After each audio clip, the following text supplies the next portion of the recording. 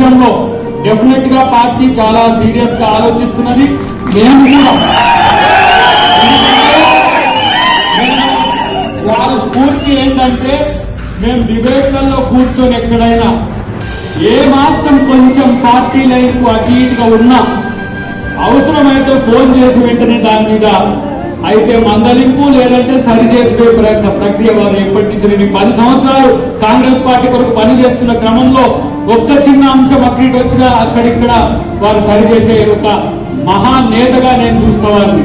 ఎందుకంటే జీవన్ రెడ్డి గారు అంటే కేవలం ఏదో జగిత్యాలకు సంబంధించిన నాయకుడే, జగిత్యాలలోనే గెలిచి మంత్రి అయిన నాయకుడు కాదు, ఆయన కాంగ్రెస్ పార్టీకి పెద్ద దిక్కుగా ఉన్న నాయకుడు.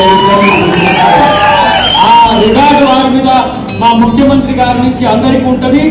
కాకపోతే వారిని మరింత నేను అనుకుంటున్న ఒక మంచి అవకాశం కొరకు పార్టీ చూస్తుందనే ఉద్దేశం నాకున్నది. నేను రాసే రిపోర్ట్ లో కూడా ఆ విషయాన్ని ప్రస్తావిస్తానని చెప్పి మీ అందరి ముఖంగా తెలియజేస్తున్నాను.